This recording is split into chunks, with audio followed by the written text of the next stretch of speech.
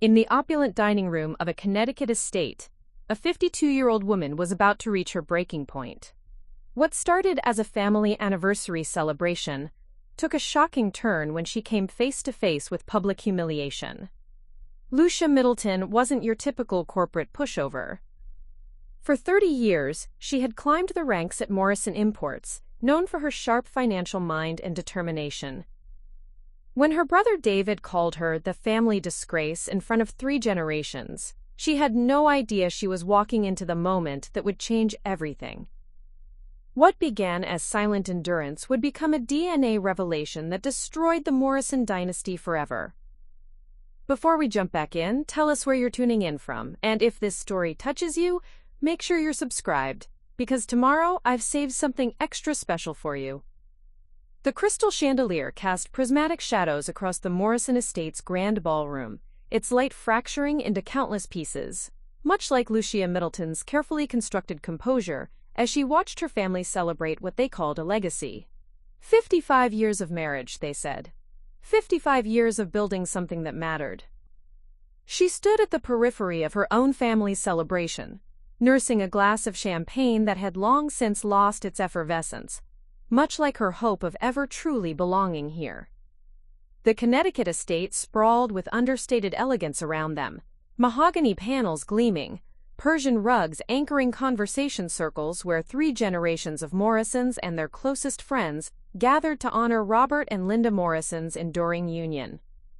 At 78 and 75 respectively, her parents held court from their wing-backed chairs, accepting congratulations with the grace of people who had spent decades perfecting the art of public appearances. Lucia had arrived early, as she always did, hoping to find some small role in the evening's orchestration. She'd offered to help with arrangements, coordinate the caterers, anything that might position her as essential rather than peripheral. But Jennifer, David's wife, had already managed every detail with the efficiency of someone who understood her place in the family hierarchy. "We've got everything handled, Lucia," Jennifer had said with a smile that didn't quite reach her eyes. "Just relax and enjoy yourself." Relax. As if she'd ever learned how to do that in this house. Now, watching her brother command the room's attention with his natural charisma, Lucia felt the familiar tightness in her chest that had been her companion for 5 decades. David moved through the crowd like the heir apparent he'd always been, broad shoulders filling his tailored suit, silver threading through his dark hair, lending him an air of distinguished authority. At 55, he carried himself with the confidence of someone who'd never questioned his right to lead, to inherit, to matter. Their children, David's children, she corrected herself, though they were technically her niece and nephew, watched their father with the same admiration she'd once hoped to inspire. 18-year-old Emma and 20-year-old Michael represented the next generation of Morrison legacy, both of them preparing for roles in the family business that Lucia had spent 30 years trying to earn through merit rather than birthright. The moment she'd been dreading arrived when David rose to make the traditional toast.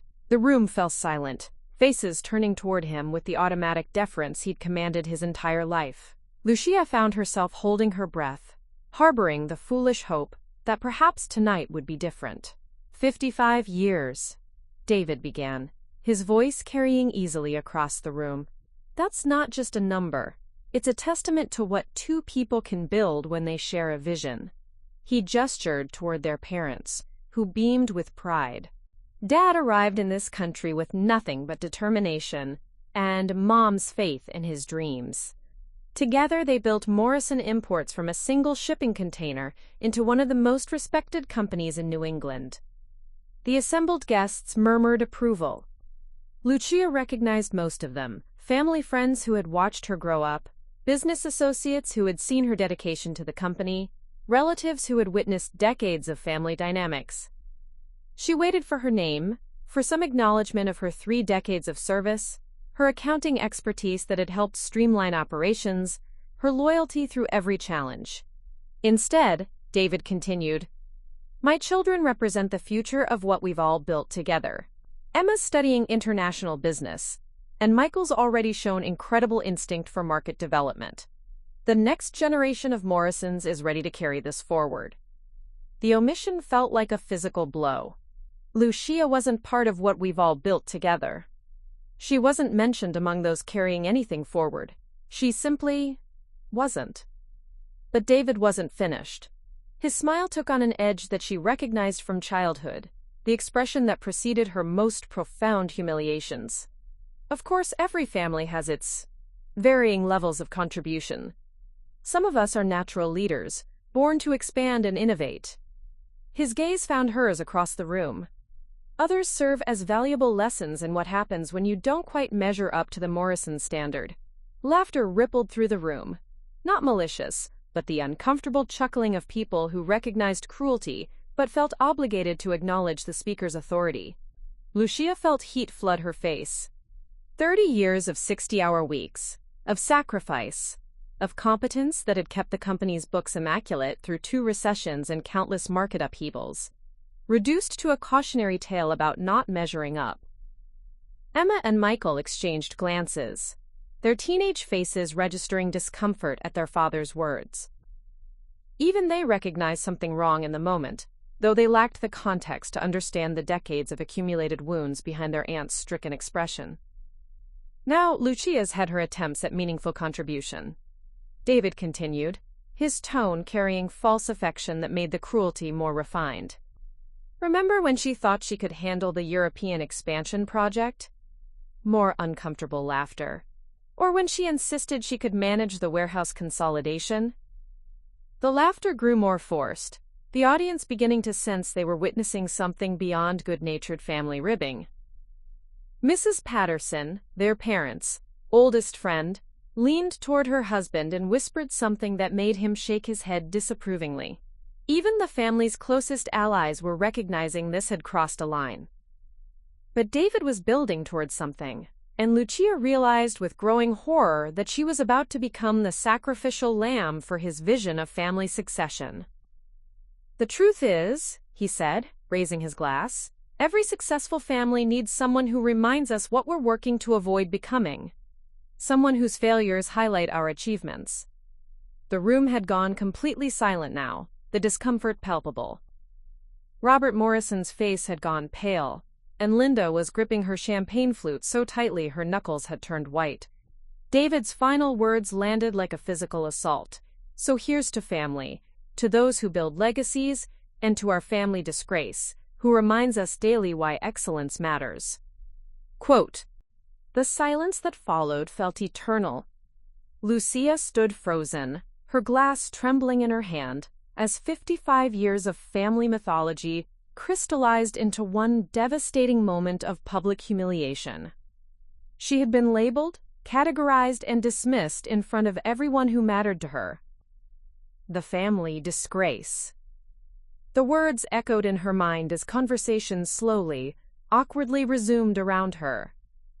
She had been the family's cautionary tale, its object lesson, its reminder of what not to be.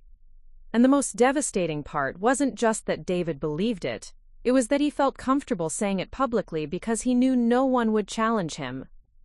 For 52 years, Lucia had endured smaller versions of this moment, always telling herself that David's cruelty came from ignorance, that her parents' favoritism was unconscious, that her exclusion from family decisions was coincidental.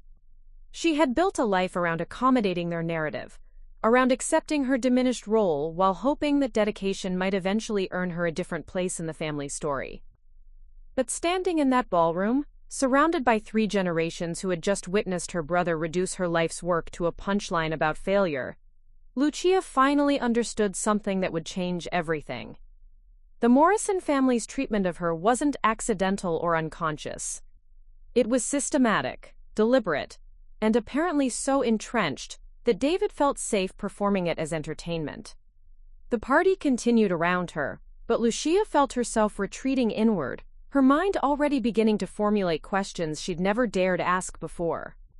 Why had she always felt different? Why did David's casual cruelty feel so natural to him, so expected by everyone else? And why, after 5 decades of trying to earn her place in this family, did she still feel like she was looking in from the outside? As the evening wound down and guests began making their departures, Lucia slipped away from the celebration of everything she apparently wasn't worthy to share. But for the first time in her life, instead of simply accepting the family's version of her story, she found herself wondering if there might be another version altogether, one that would finally explain why she had never belonged to the people who were supposed to love her most. The drive home from the Morrison estate passed in a haze of humiliation and something else, something that felt dangerously close to clarity. Lucia's hands gripped the steering wheel of her modest Honda as she navigated the familiar roads of Greenwich, past the manicured lawns and iron gates that defined her family's world. The party's echo followed her, the family disgrace. The words had been spoken with such casual certainty, as if they were simply an accepted fact rather than a devastating judgment. Her house sat dark and quiet on Maple Ridge Road, a 4-bedroom colonial she'd purchased during her brief marriage to Tom, back when she'd still believed that creating her own family might fill the void the Morrisons had never seemed able to address. The divorce had been finalized 10 years ago, cordial and childless, leaving her with equity, independence, and an echoing silence that had become her most reliable companion. She poured herself a glass of wine, a good Cabernet, not the champagne that had gone flat in her hand, while David dismantled her worth in front of 3 generations, and settled into her reading chair. But sleep was impossible. Every time she closed her eyes, she saw faces from the party. Emma and Michael's uncomfortable expressions, Mrs. Patterson's shocked whisper, her mother's white knuckles around her champagne flute. The humiliation should have felt familiar by now. God knows she'd endured enough variations of it over the years. But something about tonight had been different. Maybe it was the public nature of it, or the casual cruelty, or the way David had seemed to genuinely enjoy her discomfort. Or maybe it was simply that at 52, she was finally too tired to keep accepting a narrative that had never quite fit. At 3 a.m, she found herself in her home office, surrounded by the evidence of a successful career that her family somehow never saw as meaningful. Her CPA certification hung on the wall beside commendations from Morrison Imports for streamlining their international tax compliance. She'd saved the company hundreds of thousands of dollars over the years, but David spoke of her contributions as attempts and failures. She pulled out a bottle of scotch, 18-year-old Macallan, a gift to herself on her 50th birthday, and poured a measure into a crystal tumbler. The burn felt appropriate for the thoughts beginning to form in her mind. Why had she always felt different? Not just unappreciated or overlooked, but fundamentally other, as if she were operating from a different blueprint than the rest of her family. David had always been the golden child, but the disparity had never made sense to her. She was smarter. Her grades had proven that throughout school. She worked harder. 30 years at Morrison Imports had demonstrated her dedication beyond question. Yet her parents had always treated David's achievements as inevitable, while hers came as pleasant surprises. The laptop hummed to life as she opened it, the blue glow illuminating her face in the dark room.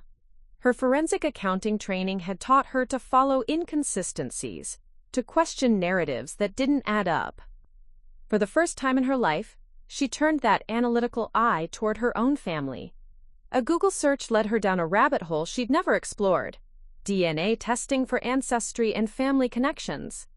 The websites were sophisticated now, promising comprehensive analysis of genetic heritage and family relationships. She'd seen the commercials, of course, but had never considered them relevant to her life. She knew who her family was, after all. Or did she? The memory came unbidden. Standing in the kitchen at age 8, listening to her mother explain why David was getting violin lessons while she wasn't. "David has such a natural musical ear," Linda had said, not meeting Lucia's eyes. "Some children are just born with certain gifts." But Lucia had been the one humming melodies she'd never heard before, the one picking out songs on the old piano in the den. David had quit violin after 6 months, claiming it was, quote, boring. Another memory: high school graduation, where she'd earned valedictorian honors while David graduated with a C+ average and 3 college acceptances based on his father's business connections. Robert Morrison had spent the reception telling anyone who would listen about David's leadership potential and natural charisma, while describing Lucia's academic achievement as All that studying finally paying off. As if intelligence was something she'd had to work for, while David's mediocrity was somehow more authentic. The wine and scotch were making her bold, or perhaps just honest. She clicked through to one of the DNA testing sites, reading about their process, their accuracy rates, their ability to connect people with previously unknown relatives. The testimonials told stories of adopted children finding birth families, of siblings separated in childhood, of family secrets revealed through scientific certainty. Family secrets. The phrase lodged in her mind like a splinter. Her phone buzzed with a text from Marcus Kim, her college friend, and the closest thing she had to family outside the Morrisons. How was the party? Call me tomorrow if you want to debrief. Marcus had been her friend for nearly 3 decades, had watched the family dynamics play out from an outsider's perspective. He'd never said so directly, but she'd seen him wince at family gatherings, had noticed how he went quiet when David held forth about family loyalty and Morrison legacy. She started to call him, then stopped. How could she explain what she was thinking without sounding paranoid or desperate? How could she tell someone that she was considering DNA testing because her own family had made her feel like a stranger her entire life? Instead, she returned to the laptop, creating an account on one of the testing sites. The process was simple. Order a kit, provide a saliva sample, wait for results. Basic ancestry analysis was one thing, but the family matching service was what caught her attention. If there were close genetic relatives she didn't know about, this would find them. The cursor hovered over the Add to Cart button for what felt like hours. This felt like crossing a line she couldn't uncross, asking questions that might have answers she wasn't prepared for, but David's words echoed in her mind. The family disgrace. Spoken with such certainty, such casual cruelty, as if her failure to belong was a settled matter rather than an ongoing mystery. Maybe it was time to solve that mystery. The clock read 4:47 a.m. when she finally clicked Complete Order. The DNA test kit would arrive in 5 to 7 business days. Part of her hoped she was wrong, that the results would show exactly what she expected, that she was Robert and Linda Morrison's daughter, David's sister, a Morrison by blood, even if she'd never been accepted as one by temperament. But another part of her, the part that had spent 52 years feeling like she was missing some essential piece of information about her own life, wondered if the truth might finally explain why she'd always felt like she was looking in from the outside of her own family. She closed the laptop and finished her scotch, watching the sunrise begin to touch the edges of her windows. In a week she would have scientific answers to questions she'd never dared ask. The family that had spent decades making her feel like she didn't belong was about to discover just how much their treatment of her had cost them. Because if Lucia Middleton had learned anything in her 52 years, it was that the truth, once uncovered, had a way of rewriting everything that came before it. The DNA test kit arrived on Thursday, 3 days ahead of schedule. Lucia found the plain cardboard box waiting by her front door when she returned from Morrison Imports, where she'd spent the day reviewing quarterly tax filings and pretending that David's public humiliation hadn't fundamentally altered her relationship with every number on every spreadsheet. The company's financial health remained her responsibility, even if its leadership considered her expendable. She set the box on her kitchen counter and stared at it while her coffee brewed. Such a small thing to potentially upend 52 years of accepted truth. Inside lay a simple collection tube and instructions that would either confirm her lifelong sense of being an outsider or provide scientific validation for feelings she'd never been brave enough to trust. The saliva sample took 30 seconds to provide. Sealing it in the prepaid envelope took another minute. But walking to the mailbox and dropping it through the slot felt like stepping off a cliff with no certainty about where she might land. 5 to 7 days for processing, the instructions had said. 2 to 3 weeks for complete results. The waiting began immediately. That weekend, driven by a restlessness she couldn't name, Lucia decided to visit her parents under the pretense of organizing family photographs for a historical project. Robert and Linda still lived in the sprawling colonial where she and David had grown up, though they'd converted the 3rd floor into an assisted living suite complete with medical alert systems and weekly nursing visits. At 78 and 75, They were becoming increasingly dependent on their children for both practical support and emotional reassurance. "What a wonderful idea, dear," Linda said, settling into her favorite armchair while Lucia spread decades of photo albums across the dining room table. "Your father has been meaning to organize these properly for years." Robert shuffled in from his study, moving with the careful precision of someone whose balance had become unreliable. Early-stage dementia was stealing pieces of him gradually, but his long-term memories remained remarkably sharp. "Family history project?" he asked, lowering himself into his chair with visible effort. "About time someone took that seriously." Lucia opened the oldest album, its pages crackling with age. The earliest photos showed her parents as newlyweds. Robert impossibly young in his army uniform, Linda radiant in a simple white dress. They'd married quickly before his deployment to Germany, one of thousands of couples rushing to formalize their commitment before military service separated them. "Tell me about the early years," Lucia said, arranging her phone to record. "After you came back from overseas, when you were starting the business." Her parents exchanged a glance, so brief she almost missed it, but her forensic training had taught her to notice micro-expressions, hesitations, the small tells that revealed hidden information. "Those were challenging times," Robert said carefully. "I was traveling constantly, trying to establish European connections. Your mother was home alone, more than either of us wanted." "How alone?" Lucia asked, turning to a photo of Linda holding infant David. Something in her mother's expression caught her attention. Not the typical joy of new motherhood, but something more complex. Distance, perhaps, or uncertainty. Preparing and narrating this story took us a lot of time, so if you are enjoying it, subscribe to our channel. It means a lot to us. Now, back to the story. "Oh, you know how it is with a new baby," Linda said quickly. "I was exhausted most of the time. David was a difficult infant, colicky, never slept through the night. I was probably depressed, though we didn't talk about such things then." Another micro-expression, another careful word choice.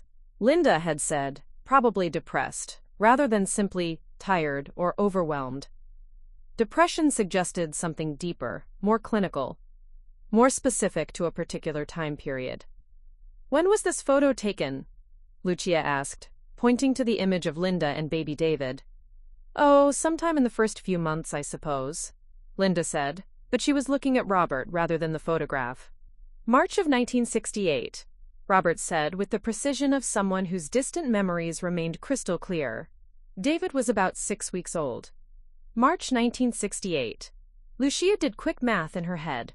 David had been born in January 1968, which meant he'd been conceived in April 1967. She flipped through earlier photos, looking for images of Robert during that time period. She found several. Robert at business dinners, Robert shaking hands with foreign clients, Robert standing beside shipping containers at various ports. All dated between February and June 1967. All taken in cities she recognized as European business hubs. Hamburg, Rotterdam, Antwerp. "You were traveling a lot during David's conception," she observed, keeping her tone casual. The silence stretched just a beat too long. "Business required it," Robert said finally. "I was gone 6, sometimes 8 weeks at a time. Building relationships takes time." 6 to 8 weeks. Lucia felt something shift in her understanding, like a puzzle piece clicking into place. If Robert had been traveling extensively during the period when David was conceived, if Linda had been alone and possibly depressed during early motherhood, if her parents were exchanging glances and choosing their words carefully, she turned the page and found photos from her own infancy, born 3 years later. The contrast was immediately apparent. In these images, Linda looked genuinely joyful, radiant with the confidence of an experienced mother. Robert appeared more settled, less frequently absent from family photos. They looked like a family that had found its rhythm. "I was a much easier baby, wasn't I?" she asked. "Oh yes," Linda said, her relief audible. "You slept through the night from 6 weeks old, rarely fussed. Such a contented little thing. By then, your father's business was more established, so he didn't need to travel as much." "By then," The phrase hung in the air, loaded with implications Lucia was only beginning to understand. Over the following days, she visited other family friends under the same pretense, collecting stories and memories that gradually formed a more complex picture of the Morrison family's early years. Mrs. Patterson, her parents' oldest friend, remembered Linda's difficult adjustment to motherhood. She seemed so overwhelmed with David, she confided over tea, almost like she didn't know how to connect with him. But when you came along, she was completely different, so natural, so confident. Mr. Hendricks, who had worked with Robert in the early days of Morrison Imports, recalled the European expansion period differently than her father had described. Robert was desperate to make those connections work, he said. He'd extended himself financially, taken risks that could have bankrupted the family business. There was tremendous pressure during that period, tremendous stress on everyone. Each conversation added another piece to a picture Lucia was afraid to complete. Robert's extended absences during David's conception, Linda's unusual distance from her firstborn, the different quality of their parenting when Lucia arrived 3 years later. The way David had always been treated as precious but problematic, while she'd been loved but somehow less central to their vision of family legacy. Wednesday evening, exactly 1 week after mailing her DNA sample, Lucia sat in her study surrounded by printed photos, handwritten notes, and a growing sense that she was uncovering something that had been carefully buried for over 5 decades. Her phone buzzed with a text from Marcus. "Coffee tomorrow? You've been quiet since the anniversary party."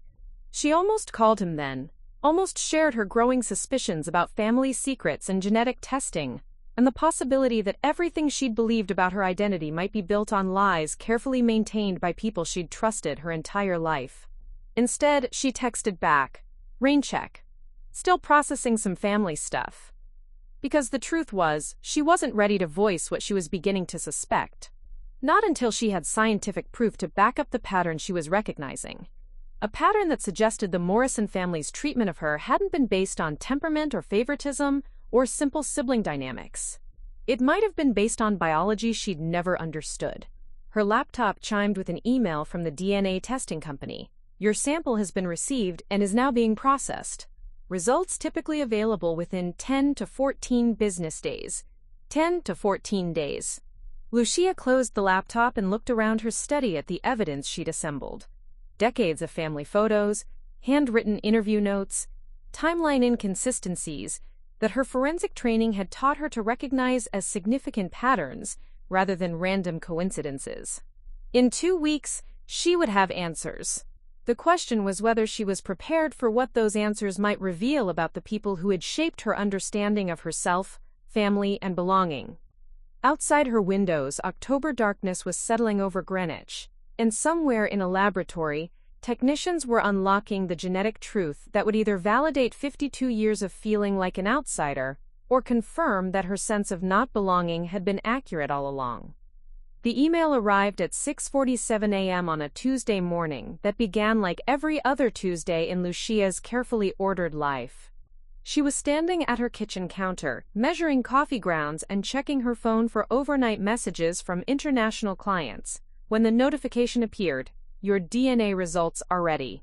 Her hand stilled on the coffee scoop. 2 weeks and 3 days had passed since she'd mailed that saliva sample.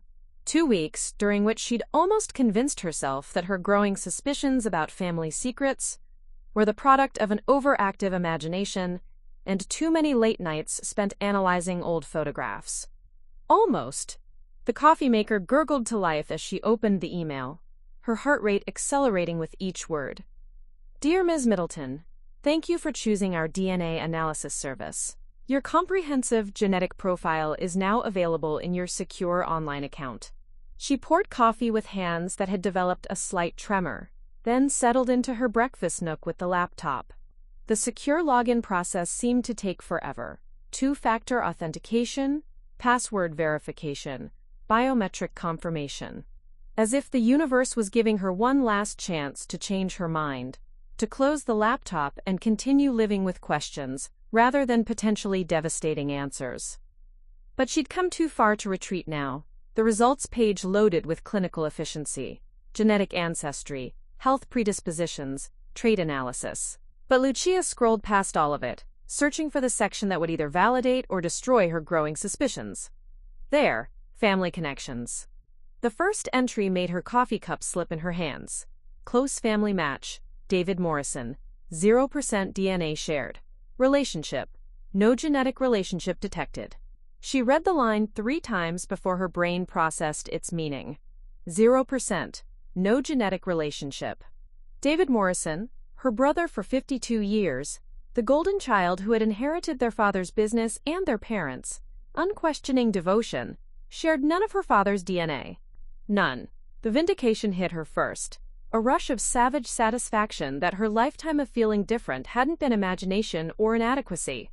She hadn't failed to measure up to some Morrison standard. There had been no Morrison standard for David to exemplify in the first place. His assumed superiority, his natural inheritance, his effortless claim to their father's legacy, all of it built on a lie that had shaped 5 decades of family dynamics. But the satisfaction lasted only seconds before the implications crashed over her like a wave. If David wasn't their father's biological son, then everything about their family structure was built on deception. Robert's favoritism toward his heir was biological fraud. Linda's unconscious preference for David was guilt manifesting as overcompensation. The Morrison family legacy David would inherit was based on a relationship that didn't actually exist. Lucia's hands shook as she scrolled further down the page, looking for additional family connections. What she found there completed the destruction of everything she'd believed about her identity. Close family match. Grace Morrison Williams. 25% DNA shared. Relationship. Half-sister. Half-sister. The words seemed to float off the screen.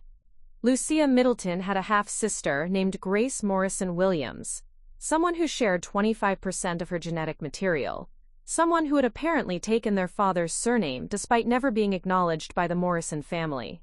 Grace's profile showed limited information: 48 years old, living in Vermont, interested in genealogy and photography. But it was enough to confirm that Robert Morrison had fathered at least one other child outside his marriage, a child who had grown up entirely separate from the Morrison legacy and dysfunction. The coffee had gone cold in her hands as she continued reading, discovering additional genetic connections that painted a picture of Robert Morrison she'd never imagined. A half-brother in Oregon, 37 years old. Another half-sister in Florida, 41. Her father, the traditional family man who preached about Morrison values and legacy, had apparently fathered children across multiple decades and multiple relationships. But none of that compared to the seismic shift of understanding about David. Her phone buzzed with a text. Speak of the devil. It was from David himself. Board meeting moved to 10 a.m.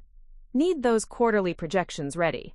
She stared at the message from the man she'd spent her entire life trying to measure up to. The brother whose casual cruelty had driven her to seek these answers in the first place.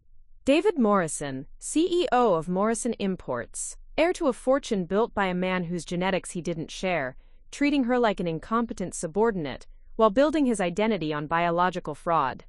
The laughter that escaped her throat sounded foreign, tinged with hysteria and disbelief. Everything was a lie. The family hierarchy, the natural superiority David claimed, the Morrison legacy he was grooming his children to inherit, all of it built on a secret that had warped their family dynamics for over 50 years. Her laptop chimed with another notification. Grace Morrison Williams has sent you a message.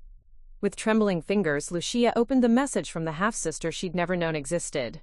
Hi, Lucia. I got a notification that we're genetic matches. This is incredibly surprising, since I've never heard of any Morrison family connections beyond my father, Robert. I'm a photographer in Vermont, and I've been researching our father's side of the family for years without finding any siblings. Would you be interested in talking? I have so many questions, and I imagine you might too. Grace had been searching for family connections. Grace knew Robert Morrison was her father. Grace had apparently grown up knowing she was part of something larger while being excluded from it, much like Lucia herself, but for different reasons. Lucia read the message 3 times, each reading revealing new layers of complexity. Grace's tone was warm but cautious, curious but respectful. This was someone who had managed to build a life without the Morrison dysfunction, someone who might offer perspective on what family relationships could look like when they weren't built on lies and favoritism. She looked around her quiet kitchen, at the life she'd built in the shadow of a family that had never truly accepted her, and realized that everything was about to change. The DNA results weren't just scientific data, they were ammunition, evidence, proof that David's entire identity was built on deception, that her parents had maintained a lie for over 5 decades, that the Morrison family structure was fundamentally fraudulent. The question now wasn't whether she belonged to this family. The question was what she planned to do with the knowledge that the family's golden child didn't belong either. Her phone buzzed again with another text from David. Where are those projections? Some of us have real work to do. Real work. From the man whose claim to authority was built on a lie he didn't even know existed.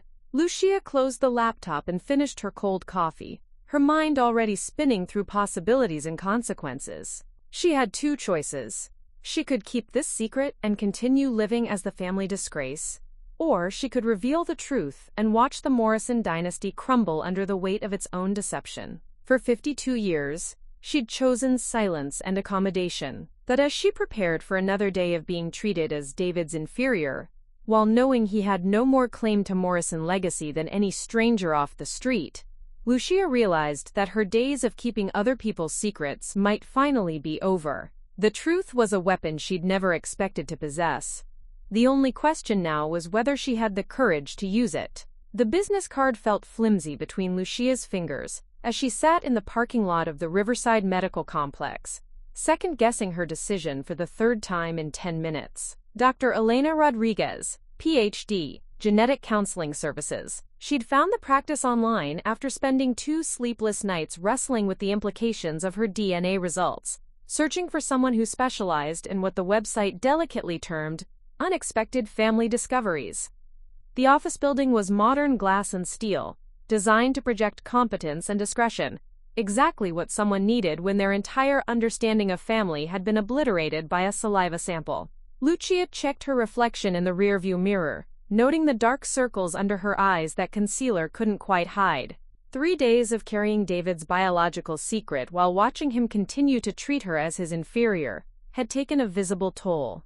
Dr. Rodriguez's waiting room was deliberately calming, soft lighting, nature photography, chairs positioned to avoid forced eye contact with other patients. Lucia wondered what other family devastations had been processed in these neutral beige surroundings. What other DNA revelations had brought people to seek professional guidance about truths too large to handle alone. Ms. Middleton? Dr. Rodriguez appeared at the inner door, a woman in her 50s with graying hair pulled back in a practical bun and kind eyes that suggested she'd heard every possible variation of genetic surprise. Please come in. The office continued the theme of studied neutrality, but Dr. Rodriguez's desk held personal touches that made Lucia relax slightly. Family photos showing what appeared to be a multi-ethnic household, diplomas from prestigious universities, and a small sign reading, "Truth is rarely pure and never simple," in elegant script. "Thank you for seeing me on such short notice." Lucia began, then stopped, unsure how to explain the magnitude of what she'd discovered. Family DNA revelations rarely come at convenient times, Dr. Rodriguez said gently, settling behind her desk with a notepad. "Why don't you start by telling me what brought you here?" Lucia had rehearsed this conversation during the drive over, but faced with Dr. Rodriguez's professional calm, the words tumbled out in a rush. The anniversary party humiliation. David's casual cruelty. Her lifetime of feeling like an outsider. The impulse to take a DNA test, and the results that had shattered everything she'd believed about her family structure. Dr. Rodriguez listened without interruption, occasionally making notes, her expression remaining neutral even when Lucia reached the revelation about David's 0% genetic match to their father. "That must have been an enormous shock," she said when Lucia finished. "How are you processing this information?" "I don't know if I'm processing it at all," Lucia admitted. "Part of me feels vindicated, like finally understanding why I never fit. But part of me is terrified about what it means for everyone else." Dr. Rodriguez leaned forward slightly. "Let's start with the science, which might help ground some of your emotional responses." DNA testing for family relationships is extraordinarily accurate. False positives for close family connections are virtually impossible. If the results show 0% shared DNA between you and David and a 25% match with Grace, those findings are scientifically reliable. The confirmation landed like a physical weight. Despite everything, part of Lucia had been hoping the results were somehow wrong, that there was a laboratory error that would allow her to return to the familiar dysfunction rather than face the implications of this new truth. "Tell me about Grace," Dr. Rodriguez continued. "Have you been in contact with her?" "We've exchanged a few messages," Lucia said, pulling out her phone to show the brief conversation that had followed Grace's initial contact. "She seems normal, healthy. She grew up knowing Robert was her father, but apparently never expected to find siblings through DNA testing." Dr. Rodriguez read the messages with professional interest. "Grace appears to have managed her relationship with your father's absence quite well. That suggests emotional resilience and probably good support systems during her childhood. How does that contrast with your own experience of family dynamics?" The question cut straight to the heart of something Lucia had been avoiding. Grace got to build her own life without the Morrison family dysfunction. She didn't have to compete with David for approval, didn't have to watch him get everything while she got labeled the family failure. But she also didn't have the financial advantages or business opportunities that came with being raised as a Morrison heir, Dr. Rodriguez pointed out. There are costs and benefits to both positions. The question is what you want to do with this information now that you have it. That was the question Lucia had been dreading. She'd spent 3 days oscillating between rage and uncertainty, between the desire to expose David's fraudulent claim to Morrison legacy and fear of the collateral damage such a revelation would cause. "My parents are in their 70s, she said slowly. "My father has early dementia. My mother's health is declining. David has 2 children who believe they're inheriting a family legacy that isn't actually theirs. If I reveal this, it destroys everyone. And if you don't reveal it, I spend the rest of my career being treated as David's inferior by someone who has no more genetic claim to Morrison leadership than a stranger off the street." The bitterness in her voice surprised even her. "I watch him continue to build his children's futures on a lie while I'm dismissed as the family disgrace." Dr. Rodriguez made a note, then looked up. "In my experience, people facing revelations like this typically want one of 3 things: justice, revenge, or simply acknowledgement. Which of those resonates most strongly for you?" Lucia considered the question. Justice felt too abstract. What would justice even look like in this situation? Revenge felt too destructive, though the thought of watching David's arrogance crumble when faced with scientific proof of his biological irrelevance held undeniable appeal. "Acknowledgement," she said finally. "I want my parents to acknowledge that they built their family structure on a lie that hurt me for 5 decades. I want David to understand that his casual cruelty was based on assumed superiority he never actually possessed. I want—" She paused, surprised by the emotion in her voice. "I want to not be the family disgrace anymore." "Those are understandable desires," Dr. Rodriguez said. "But acknowledgement often comes with costs. Have you considered what happens after the revelation? How your parents might react? How David might handle learning his entire identity is built on deception? How this might affect your niece and nephew?" Lucia had considered little else. Emma and Michael were innocent in this, 18 and 20 years old, preparing for careers in a family business they believed was their birthright. Learning that their father wasn't genetically connected to the Morrison legacy could devastate their sense of identity and future security. There's also the practical consideration, Dr. Rodriguez continued. Family businesses with succession planning based on biological relationships can face legal challenges when those relationships are revealed to be fraudulent. Inheritance law, corporate governance, estate planning, all of these could be affected. The legal implications hadn't fully occurred to Lucia, but her forensic accounting background allowed her to quickly grasp the complexity. Morrison Imports had been structured around the assumption that David was Robert's biological heir, with legal documents, business partnerships, and financial arrangements all reflecting that relationship. If David's paternity was challenged, the entire corporate structure could be called into question. "What would you recommend?" Lucia asked. Dr. Rodriguez set down her pen and leaned back in her chair. "I don't make recommendations about whether families should reveal or conceal genetic information. That's a personal decision that depends on individual values, relationships, and circumstances. But I can help you think through the implications of either choice." She pulled out a legal pad and drew a line down the middle.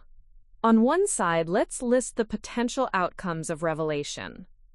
On the other, the outcomes of continued secrecy. Then you can decide which set of consequences you're better prepared to live with." For the next 30 minutes, they worked through the analysis with clinical precision. Revelation could bring personal vindication, family honesty, and an end to David's fraudulent claim to superiority. But it could also destroy her elderly parents, devastate David's children, create legal chaos around the family business, and potentially fragment the family beyond repair.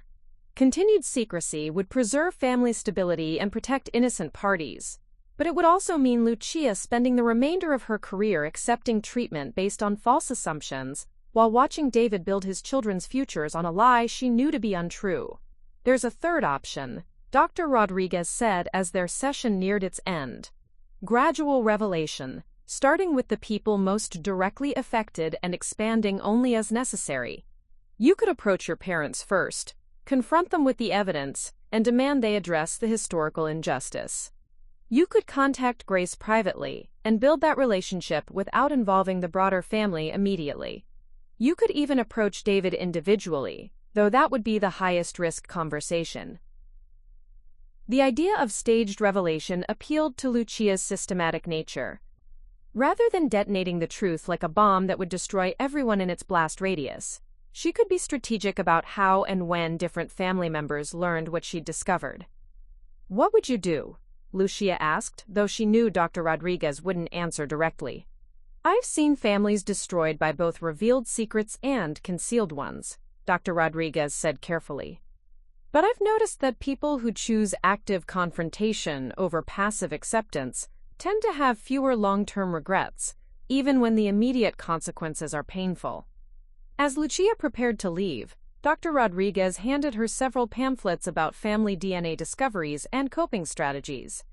"Take some time to process what we've discussed. There's no deadline for this decision, despite what your emotions might be telling you. But remember that secrets have a way of revealing themselves eventually, often at the worst possible moments. If you choose to control how and when this truth emerges, you maintain some agency over the consequences." Walking back to her car, Lucia felt something she hadn't experienced in decades: clarity about her own power.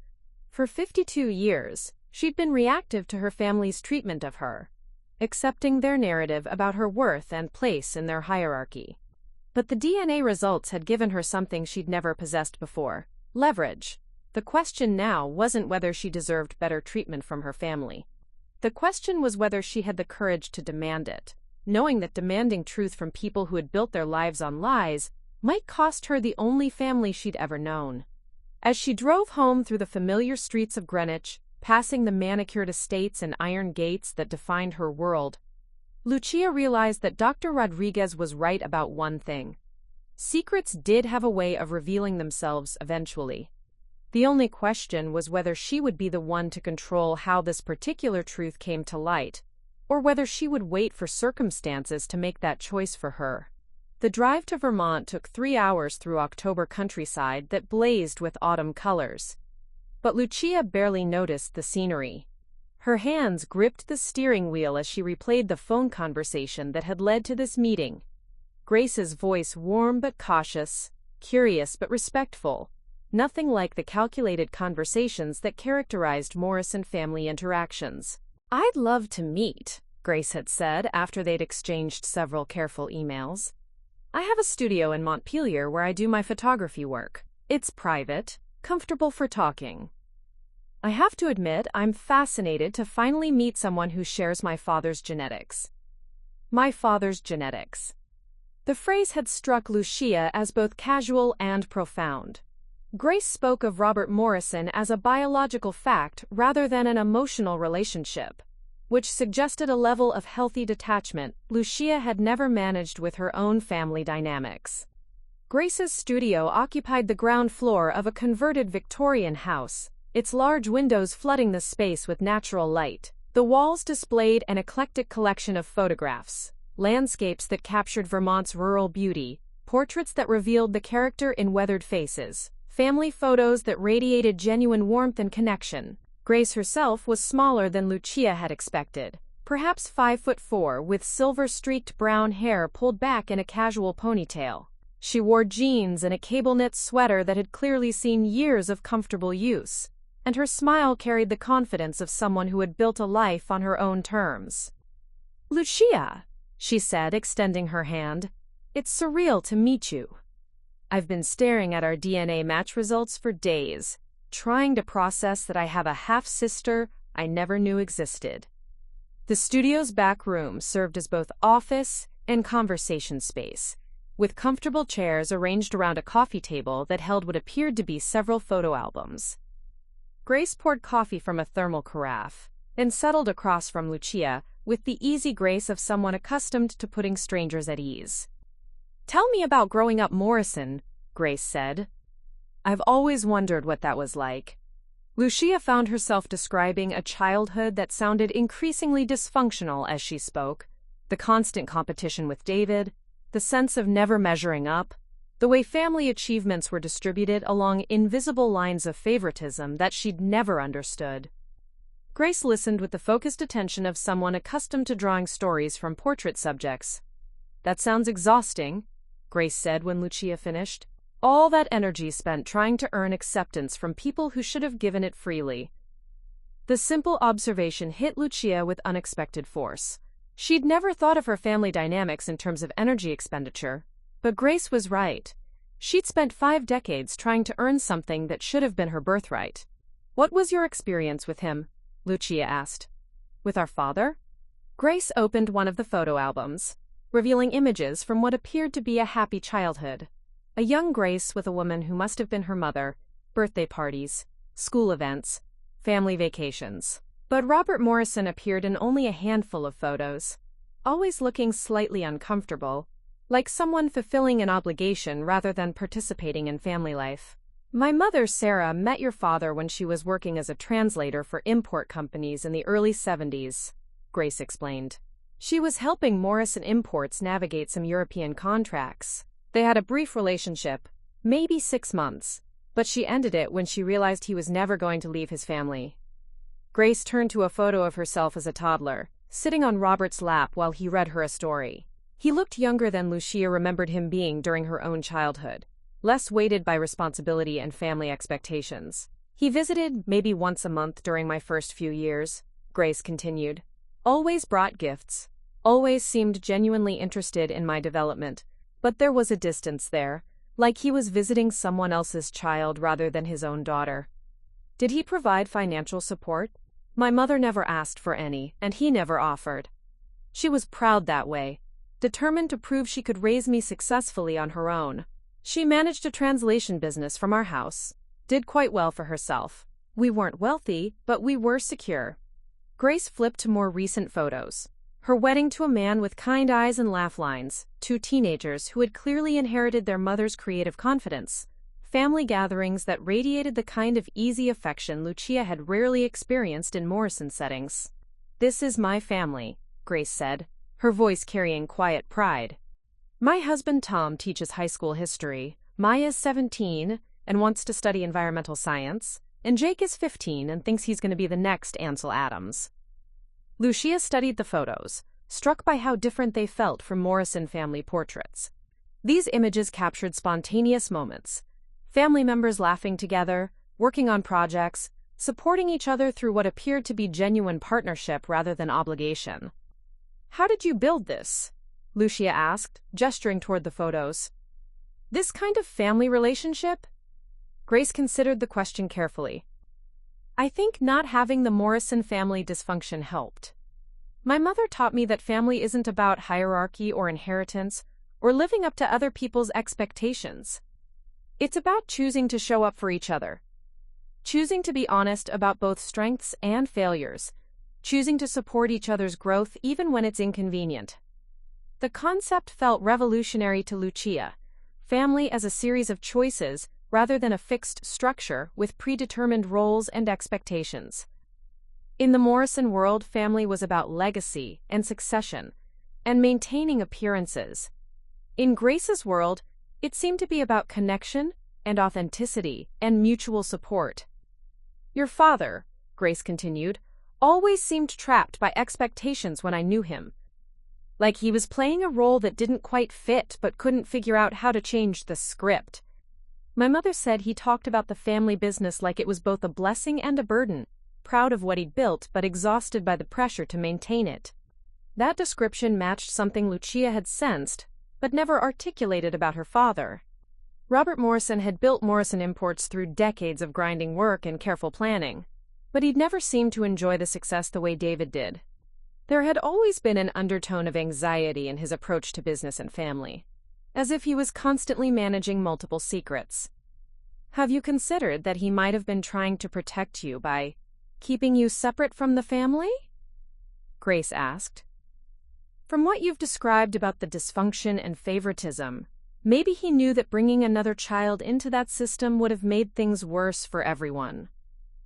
The possibility had never occurred to Lucia, but it reframed Robert's relationship with Grace in a different light. Rather than abandonment, maybe his distance had been a form of protection, keeping Grace away from the toxic dynamics that had shaped David and Lucia's relationship. I've been thinking about DNA testing for years, Grace continued, but I never expected to find siblings. I thought I might connect with distant cousins, maybe learn more about my father's family history. Finding you has been the real revelation. Grace poured more coffee and leaned back in her chair. What are you planning to do with what you've learned about David? The question Lucia had been dreading. She explained the DNA results that showed David's 0% genetic connection to their father, the decades of family hierarchy built on biological fraud, the impossible choice between revealing truth and preserving family stability. Grace listened without judgment, occasionally asking clarifying questions but never offering advice. When Lucia finished, Grace was quiet for a long moment. You know what strikes me most about your story? Grace finally said. You spent 52 years accepting other people's definitions of your worth. Maybe the real question isn't whether to reveal David's paternity, but whether you're ready to define your own value independent of Morrison family approval. As the afternoon light began to fade, Lucia realized that meeting Grace had given her something she'd never expected. A vision of what family relationships could look like when they were built on choice rather than obligation, authenticity rather than appearance, mutual support rather than competition. The question now was whether she had the courage to demand those kinds of relationships from the people who had failed to provide them for 5 decades. Knowing that such demands might cost her the only family structure she'd ever known. The drive back from Vermont took Lucia through the same autumn landscape, but everything looked different now.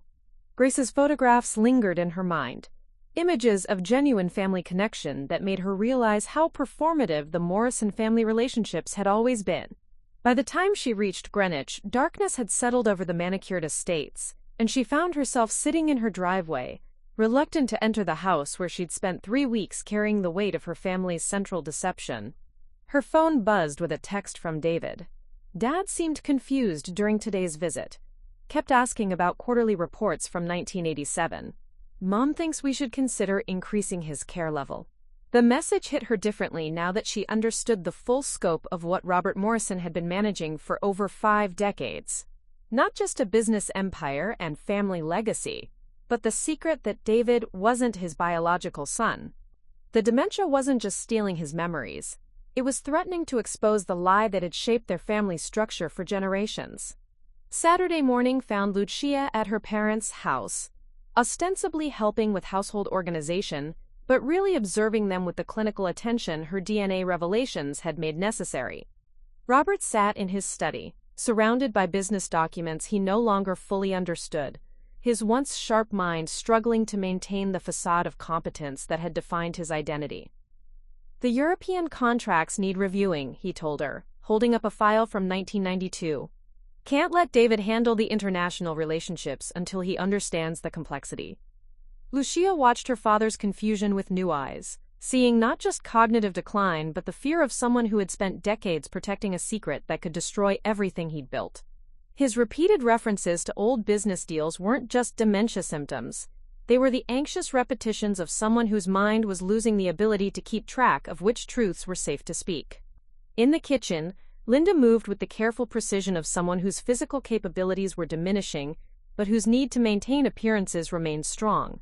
At 75, she required help with basic tasks, but refused to acknowledge her growing dependence on her children. "Your father had another episode yesterday," Linda confided as they sorted through medical files. "Called me by another woman's name, Sarah, I think. Kept asking if Sarah had called about Grace." Linda's voice carried forced casualness, but Lucia caught the underlying tension. "The doctors say confusion about past relationships is common with dementia." Sarah, Grace's mother's name. Even in his cognitive decline, Robert was struggling with memories of the relationship that had produced the daughter he'd kept separate from his official family. And Linda knew exactly who Sarah was, despite pretending otherwise. The revelation that her mother was still actively managing family secrets, even as her husband's mind failed, added another layer of moral complexity to Lucia's decision. Linda wasn't an innocent victim of Robert's deception. She was a co-conspirator who had spent 5 decades helping maintain the lie that had shaped Lucia's entire sense of self-worth. That afternoon, David arrived for his weekly visit, and Lucia observed him with the unsettling knowledge that everything he believed about his identity and inheritance was built on biological fraud. He moved through their parents' house with proprietary confidence, making decisions about care levels and financial management, discussing business strategies with Robert, as if genetics had equipped him with special insight into Morrison family values. "The succession planning documents need updating," David told their father, spreading legal papers across the dining room table. "The lawyers want to clarify inheritance structures, especially with the kids getting closer to taking active roles in the business." Lucia watched David plan his children's futures around assets he had no more genetic claim to than any stranger, and felt the weight of her secret knowledge like a physical pressure in her chest. Emma and Michael's college educations, their career paths, their entire understanding of family legacy, all of it built on a lie their grandfather and grandmother had maintained for 55 years. But she also noticed what she'd never paid attention to before: David's own fragility beneath his confident exterior. When Robert struggled to remember recent business developments, David's jaw tightened with barely controlled anxiety. When Linda mentioned adjusting medication schedules, David asked detailed questions with the desperation of someone who understood he was losing the people who had defined his sense of self.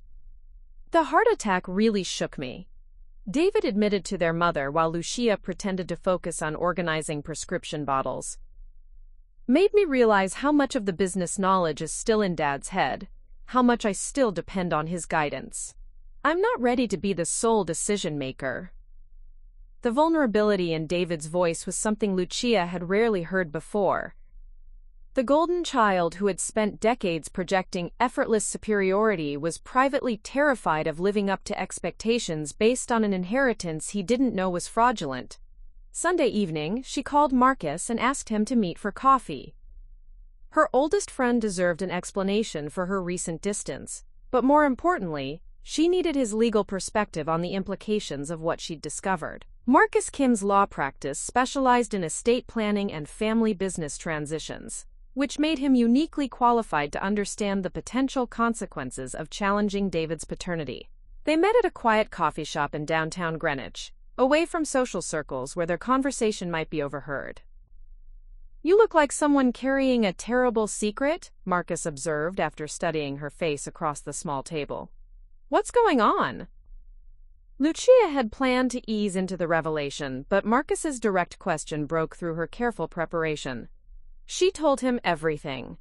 The DNA testing, David's 0% genetic match to their father, Grace's existence, her parents, decades of deception, and her impossible choice between personal vindication and family preservation.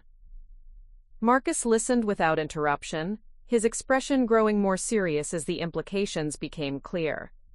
When she finished, he was quiet for a long moment, his legal training warring with his friendship and concern.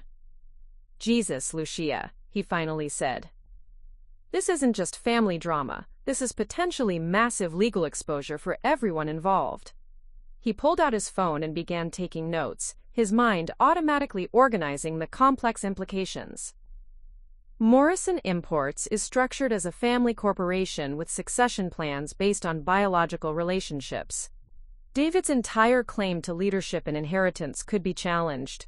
Your parents could face accusations of fraud in their estate planning. The business partnerships, the corporate governance, the tax structures, all of it could be called into question. The clinical analysis made Lucia's emotional turmoil feel even more overwhelming. She'd been thinking in terms of family dynamics and personal justice, but Marcus was outlining legal and financial consequences that could destroy multiple generations. "What about Emma and Michael?" she asked. "They're innocent in this." "That's the cruelest part," Marcus said grimly. "Their entire understanding of family legacy and their own futures is built on false premises. But if you reveal the truth, they could lose inheritance rights they've been raised to expect. If you don't reveal it, they'll eventually inherit assets their father has no legal claim to." Marcus leaned forward, his voice dropping to barely above a whisper. "Lucia, there's something else you need to consider. If this information ever comes out through other channels, if Grace decides to pursue her own claims to Morrison assets, if your father's dementia leads him to reveal the secret publicly, the legal consequences for your parents could be devastating. Fraud charges, tax implications, potential criminal liability." The possibility hadn't occurred to Lucia, but it made horrifying sense. Her parents weren't just keeping a family secret. They had potentially committed decades of legal fraud by structuring inheritance and business succession around false biological relationships. "What would you recommend?" she asked. Marcus set down his coffee cup and met her eyes. "As your attorney, I'd recommend consulting with a specialist in family business law, and probably a criminal defense lawyer before making any decisions. The potential exposure here is enormous." He paused, then continued in a gentler tone. "As your friend, I'd say you need to decide whether you can live with keeping this secret while watching David continue to build his children's futures on a lie. Because once you know something like this, neutrality isn't really an option anymore." The walk back to her car felt like moving through a different world. Marcus's legal analysis had transformed her family drama into a potential catastrophe with implications she was still struggling to comprehend. The DNA revelation that had begun as personal vindication was now a weapon that could destroy not just David's fraudulent claim to Morrison legacy, but potentially her elderly parents' final years and her innocent niece and nephew's futures. But as she drove home through the familiar streets of Greenwich, Lucia realized that Marcus was right about one thing. Neutrality was no longer an option. She could continue keeping her parents' secret, allowing David to maintain his fraudulent authority while she accepted diminished status based on lies. Or she could demand truth and accountability, knowing that such demands might cost her the only family she'd ever known. For 52 years, she'd chosen accommodation over confrontation, acceptance over justice. But the DNA results had given her something she'd never possessed before. Proof that her family's treatment of her was based on deception rather than her own inadequacies. The question now wasn't whether she deserved better treatment from the Morrison family. The question was whether she had the courage to demand honesty from people who had built their entire lives around maintaining lies, knowing that such demands might force her to choose between family connection and personal integrity. As she pulled into her driveway, Lucia realized she could no longer postpone the conversation she'd been avoiding since the DNA results arrived. Before she could decide whether to expose David's fraudulent inheritance, she needed to confront the people who had created and maintained the deception that had shaped 5 decades of family dysfunction. It was time to have an honest conversation with Robert and Linda Morrison about the choices they'd made and the prices other people had paid for their secrets. Tuesday evening arrived gray and cold, matching Lucia's mood as she pulled into her parents' circular driveway. The colonial that had housed 5 decades of Morrison family secrets looked smaller somehow, less imposing than it had during her childhood when it had seemed like a fortress of privilege and tradition. Now it felt fragile, like a structure whose foundations were about to be tested beyond their capacity to bear weight. She sat in her car for several minutes, the DNA test results printed and folded in her jacket pocket, the weight of them feeling far heavier than a few sheets of paper should. Through the living room windows, she could see her parents in their evening routine. Robert in his leather recliner with a book he was probably no longer able to fully comprehend. Linda on the sofa with her needlework, the television providing background noise to their comfortable, decades-long partnership. They looked so ordinary, so elderly and vulnerable, that Lucia almost lost her nerve. These weren't the powerful authority figures who had shaped her childhood understanding of family hierarchy. They were two people in their late 70s, increasingly dependent on their children for both practical and emotional support, facing the final chapters of lives they'd built around carefully maintained deceptions. But the DNA results in her pocket reminded her that their vulnerability didn't negate the harm their choices had caused. For 52 years, she had accepted diminished status in her own family based on lies they had chosen to maintain. Their aging didn't erase the decades of psychological damage or make her need for truth and acknowledgement any less valid. Linda opened the front door before Lucia could ring the bell, her mother's intuition apparently intact despite her physical decline. "This is a surprise, dear. We weren't expecting you tonight. I need to talk to both of you about something important," Lucia said, stepping into the foyer that still smelled like the lavender potpourri Linda had favored for decades. "Something that can't wait any longer." The formality in her tone must have conveyed the seriousness of her purpose, because Linda's expression shifted from pleasant surprise to concern. "Is everything all right? You look upset." "Everything is not all right," Lucia replied, following her mother into the living room where Robert was attempting to focus on his book, a biography of Churchill he'd probably read 3 times already, though he likely couldn't remember the previous readings. "Dad, I need you to put the book down and listen to me. This is about our family, and it's going to be difficult for all of us."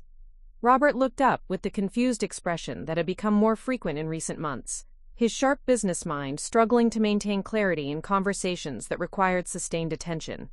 But something in Lucia's voice must have penetrated his cognitive fog, because he closed the book and turned toward her with the careful attention of someone preparing for challenging information. Linda settled onto the edge of the sofa, her hands twisting together in her lap. "Lucia, you're frightening us. What's this about?" Lucia pulled the DNA results from her pocket, unfolding them with deliberate care. 3 weeks ago, I took a DNA test. I've been feeling like an outsider in this family my entire life, and I wanted to understand why. She placed the papers on the coffee table between them, pointing to the section that had shattered her understanding of everything she'd believed about family structure. "According to these results, David and I share 0% genetic material with each other. He's not Dad's biological son." The silence that followed felt infinite. Robert stared at the papers as if they were written in a foreign language, while Linda's face went completely white. Lucia watched her parents' faces, searching for signs of the shock and confusion that should accompany such devastating news. Instead, she saw recognition, fear, and the terrible confirmation that this wasn't news to them at all. "That's impossible," Linda said finally, but her voice carried no conviction. "Laboratory mistakes happen all the time. These companies aren't reliable." "The science is extraordinarily accurate," Lucia replied, her tone steady despite the emotional storm building inside her. "I've also been matched with several half-siblings I never knew existed, including Grace Morrison Williams, who grew up knowing Dad was her father." Robert's book slipped from his hands, landing on the floor with a thud that seemed to echo through the room. His face had taken on a grayish pallor that made Lucia momentarily concerned about his heart condition. "Grace," he whispered, and in that single word, Lucia heard 50 years of suppressed guilt and fear. "You know exactly who Grace is," Lucia continued, her voice gaining strength. "Just like you've always known that David isn't your biological son. The question is how long you've been planning to let me live with the consequences of your deception." Linda stood abruptly, moving toward the kitchen with the jerky movements of someone whose composure was completely fracturing. "I need some water. This is too much to process right now." But Lucia wasn't going to allow them to retreat into denial or delay tactics. "Sit down, Mom. We're going to have this conversation tonight, and we're going to have it honestly." The authority in her voice surprised all three of them. For 52 years, Lucia had been the accommodating daughter, the one who accepted family decisions and avoided confrontation. But the DNA results had given her something she'd never possessed before, proof that her parents owed her truth rather than the other way around. Linda returned to her seat, her hands shaking visibly. Robert was staring at the floor, his cognitive struggles apparently temporarily cleared by the adrenaline of having his deepest secret exposed. "How long have you known?" Lucia asked. The question hung in the air for a full minute before Robert finally spoke, his voice barely audible. "I suspected from the beginning." David didn't. He didn't look like me as a baby. Different bone structure, different coloring. But Linda was so fragile after his birth, so depressed. I couldn't bring myself to ask questions that might destroy our marriage. Linda's sob was sharp and sudden. "I was 22 years old and terrified. Your father was gone for 2 months on business, and I was alone and overwhelmed. There was a man, someone who worked for one of the import companies. He was kind to me when I was lonely and scared." The confession poured out of her in fragments, decades of suppressed guilt finally finding voice. "It was only a few weeks, and when I realized I was pregnant, I prayed it was your father's child. When David was born and didn't look like Robert, I was terrified the truth would come out." "So you decided to hide it," Lucia said, struggling to keep her voice level. "And when I came along 3 years later, you what?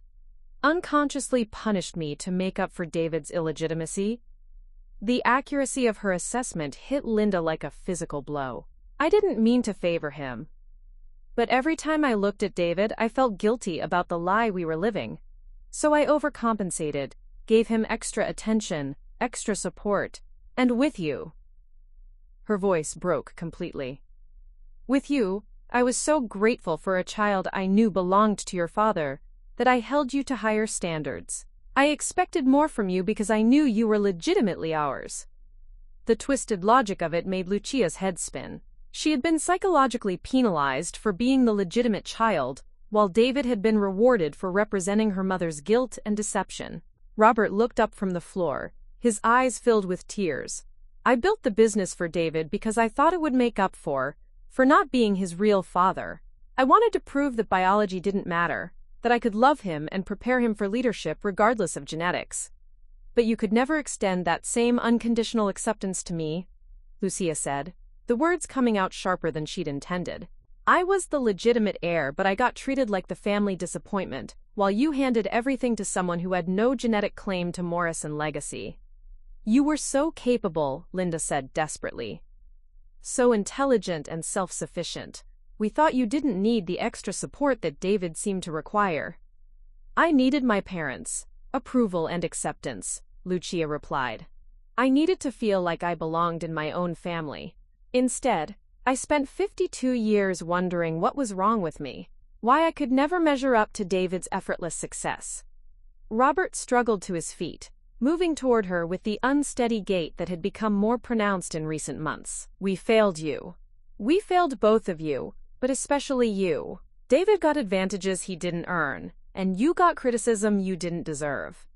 The admission should have felt like vindication, but instead it felt like profound loss." Lucia had spent decades hoping for acknowledgement of her worth, but receiving it in this context, as compensation for psychological damage caused by her parents' deception, felt hollow rather than healing. "The heart attack changed everything for me," Robert continued, his voice growing stronger. "Made me realize how little time I might have left to make things right. I've been terrified that the truth would come out after I die, that you'd all have to deal with the consequences without understanding the context." "What consequences?" Lucia asked, though she suspected she already knew the answer from her conversation with Marcus. "The business structure, the inheritance planning, the legal documents, they're all based on David being my biological heir," Robert said, sinking back into his chair. "If that's challenged, everything could be called into question. The corporate governance, the tax planning, the succession documents. It could destroy everything I've built." Linda was crying openly now, her needlework forgotten on the floor beside her chair. We never meant for it to go on this long. We kept telling ourselves we'd find the right time to tell you, to tell David. But the longer we waited, the more complicated it became. David has children now, Robert said, his voice breaking. Emma and Michael have been raised to expect inheritance and leadership roles in a family business their father has no legal claim to. If the truth comes out, it doesn't just affect David. It destroys their futures too. The weight of collateral damage was something Lucia had been grappling with since receiving the DNA results, but hearing her father articulate it made the moral complexity feel overwhelming. David's fraudulent claim to Morrison legacy was built on his parents' deception, but his children were innocent victims who would pay the highest price for truth-telling. "What about my future?" Lucia asked quietly. "What about the 52 years I've spent accepting diminished status in my own family based on lies you chose to maintain?" The question silenced the room. Robert and Linda looked at their daughter, their legitimate daughter, the one whose capabilities and loyalty had never been questioned but had also never been properly valued, and seemed to finally grasp the magnitude of what their deception had cost her. "We can't undo the damage we've done," Linda said finally. "But we can acknowledge it.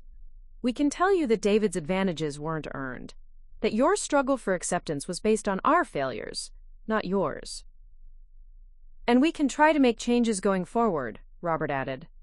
"Restructure the business leadership, adjust the inheritance planning, find ways to recognize your contributions properly." Lucia looked at her elderly parents, frightened, guilty, fragile people who had made a terrible decision in their 20s, and spent 5 decades compounding it with additional lies and unconscious cruelty.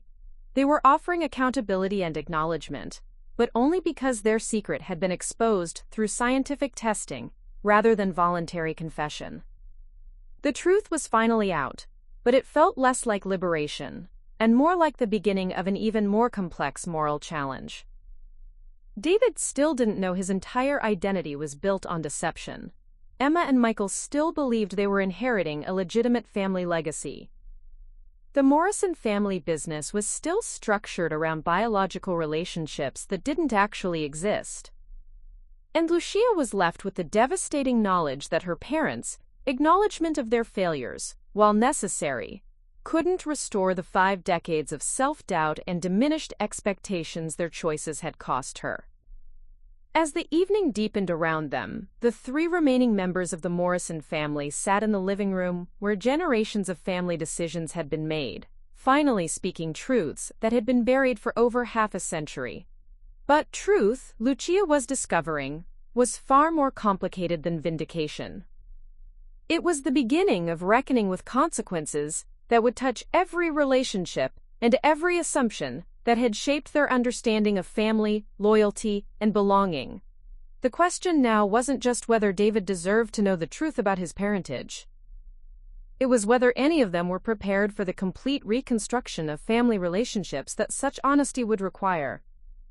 Thursday morning found Lucia sitting in her Honda outside the Morrison Imports headquarters, the modern glass building that housed the empire her father had built, and David had inherited through biological fraud.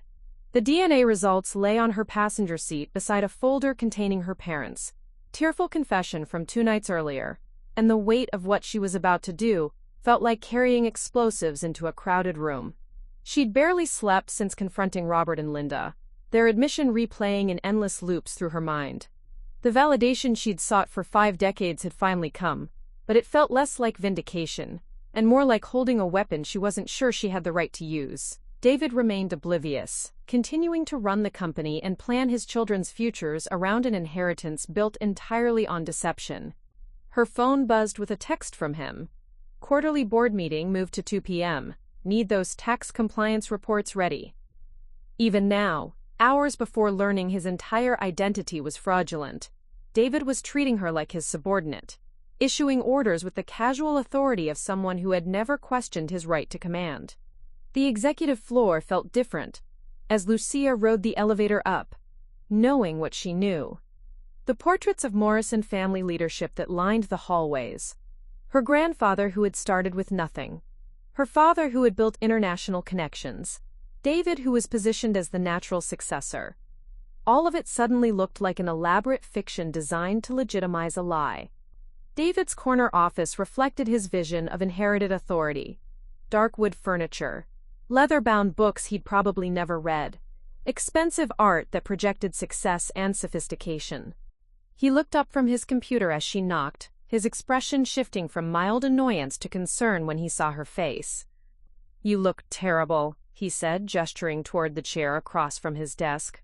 "Are you sick? We can't afford to have you out with the quarterly reports due." Even his concern was filtered through business priorities. Lucia sat down heavily, placing the DNA results and her parents' confession on his mahogany desk. "We need to talk about something that's going to change everything." David glanced at the papers without real interest. "If this is about restructuring your role in the company, now isn't the time." "The board meeting?" "David, stop talking and listen to me." The authority in her voice made him look up sharply. 3 weeks ago, I took a DNA test because I've spent my entire life feeling like an outsider in our family. What I discovered is going to destroy everything you think you know about yourself." She pushed the results toward him, pointing to the crucial line. "According to genetic testing, you and I share 0% DNA. You're not Dad's biological son." David stared at the paper for a full minute, his expression cycling through confusion, dismissal, and growing alarm. "This is ridiculous. These companies make mistakes all the time. You can't possibly believe." "I confronted Mom and Dad Tuesday night," Lucia interrupted. "They admitted everything. Mom had an affair while Dad was traveling in Europe. You're the product of that relationship, not Morrison genetics." The color drained from David's face as the implications began registering. "That's impossible. They would have told me.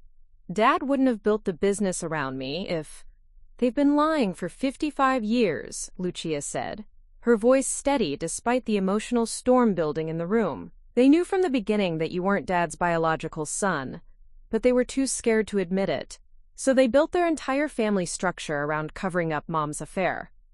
David shot to his feet, pacing behind his desk with the manic energy of someone whose world was collapsing in real time. "Even if this were true, which it isn't, why are you telling me now? Why bring this up?" "Because I'm tired of being treated like the family disgrace by someone who has no more genetic claim to Morrison legacy than a stranger off the street." The words came out sharper than Lucia had intended, but 52 years of accumulated resentment had finally found its voice. David stopped pacing, his face flushing with anger. "So this is revenge? You couldn't stand seeing me succeed, so you invented some elaborate DNA conspiracy?" "I didn't invent anything," Lucia replied, standing to face him. "The scientific results are conclusive, and our parents have already admitted the truth. Your entire identity as the Morrison heir is built on a lie that's damaged everyone in this family for decades." "My identity?" David's voice was rising now, his usual composure completely abandoned. "My identity is what I've built through 30 years of hard work, through growing this company, through advantages you didn't earn," Lucia interrupted. "Through opportunities you got because everyone believed you were Dad's biological successor. Through preferential treatment based on genetics you don't actually possess." The truth of it hit David like a physical blow. His face went from angry red to ashen gray as he grasped the magnitude of what biological fraud meant for his position, his achievements, his children's futures. "Emma and Michael," he whispered, sinking back into his chair. "Their inheritance, their roles in the company, everything we've planned." "Everything you've planned is built on deception," Lucia confirmed. "Your children believe they're inheriting a family legacy that isn't actually theirs to inherit." David's intercom buzzed, and his secretary announced that Jennifer had arrived for lunch. Before he could respond, his wife swept into the office with the confident stride of someone accustomed to being welcomed in corporate settings. "The reservation is at 1:30, Jennifer began, then stopped when she saw Lucia's grim expression and David's obvious distress. "What's going on?" David looked at his wife, the woman who had built her social standing and retirement security around Morrison family wealth, and seemed to realize that the destruction was about to expand beyond just his own identity crisis. "Tell her," he said to Lucia, his voice hollow. "Go ahead. Destroy everything for everyone." Lucia felt no satisfaction in what she was about to do, but Jennifer deserved to know that her family's financial security was built on biological fraud. She explained the DNA results and their implications with clinical precision, watching Jennifer's face cycle through the same stages of denial, shock, and growing horror that David had experienced. "This can't be real," Jennifer said, settling into a chair with the careful movements of someone whose legs had become unreliable. The business structure, the inheritance planning, Emma's internship next summer, Michael's acceptance to business school, it's all based on a lie our parents have maintained since 1967, Lucia confirmed. "David has no more genetic claim to Morrison leadership than you do." Jennifer turned to her husband with the expression of someone watching their entire future evaporate. "What does this mean for us? For the children?" David's response came out as barely controlled rage. "It means my sister decided to detonate our family because she couldn't stand seeing me succeed." "Your success is built on fraud," Lucia shot back.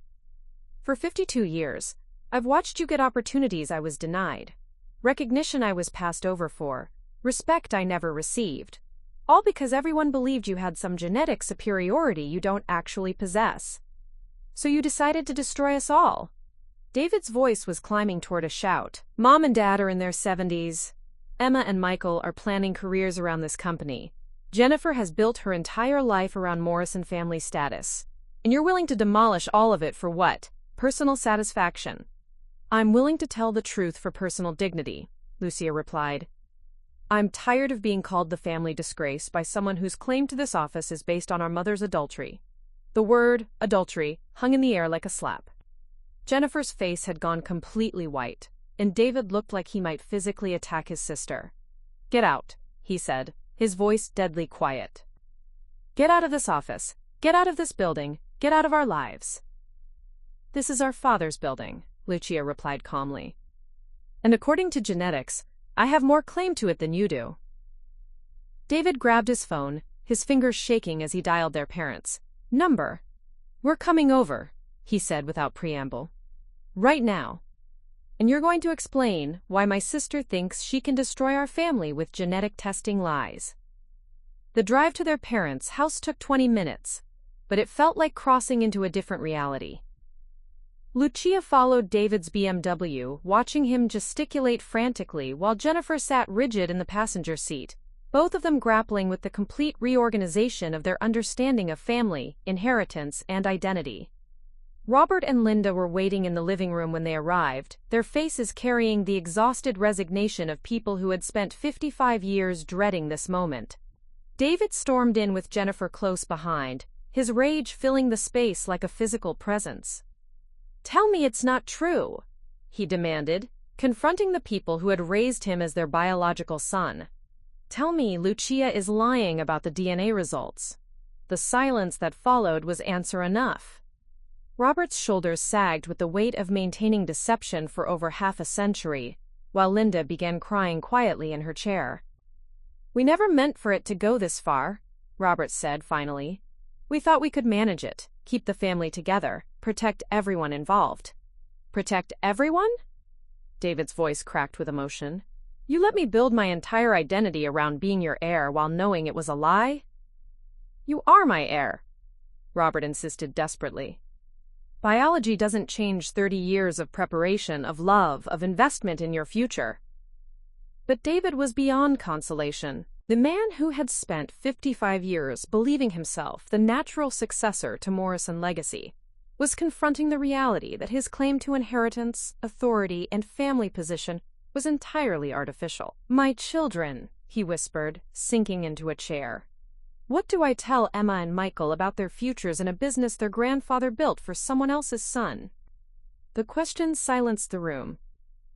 5 adults who had spent decades navigating Morrison family dynamics suddenly found themselves in uncharted territory, forced to confront the consequences of choices made before most of them were born.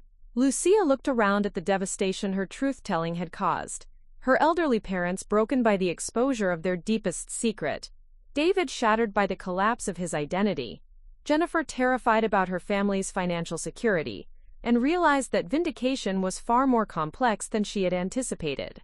She had finally spoken her truth about decades of unfair treatment, had finally proven that her sense of not belonging was based on family deception rather than personal inadequacy. But the price of that truth was the complete destruction of the only family structure any of them had ever known. The Morrison family legacy was in ruins, and they would all have to decide whether anything worth preserving could be built from what remained. 6 months after the family explosion, Lucia sat in the boardroom that had once felt like foreign territory, reviewing quarterly projections as Morrison Imports, newly appointed chief operating officer. The restructuring hadn't been easy. Board meetings filled with difficult questions, legal consultations about succession planning, and painful conversations about merit versus birthright. David entered with coffee for both of them, a gesture that would have been unthinkable before the DNA revelation shattered his assumed superiority. The heart attack had taught him about mortality. The genetic truth had taught him humility. "Grace confirmed she'll join us for Thanksgiving," he said, settling into the chair beside her rather than at the head of the table. Their half-sister's integration into Morrison family dynamics had been surprisingly smooth, her emotional maturity providing a model for healthier relationships. Through the conference room windows, Lucia could see their parents arriving for their weekly family therapy session, Linda supporting Robert's increasingly unsteady walk. The truth had aged them both, but it had also freed them from the exhausting work of maintaining 50-year-old lies. "The kids seem to be adjusting," David continued, referring to Emma and Michael's gradual acceptance that family legacy meant more than genetics. Lucia nodded, watching her brother navigate his reconstructed identity with surprising grace. Truth had been destructive, but it had also been liberating. The Morrison family was finally learning what authentic connection looked like when built on choice rather than obligation. "It's going to take time," she said. "We have time now," David replied, and for the first time in decades, that felt true. Up next, you've got 2 more standout stories right on your screen. If this one hit the mark, you won't want to pass these up. Just click and check them out. And don't forget to subscribe and turn on the notification bell so you don't miss any upload from us. Quote,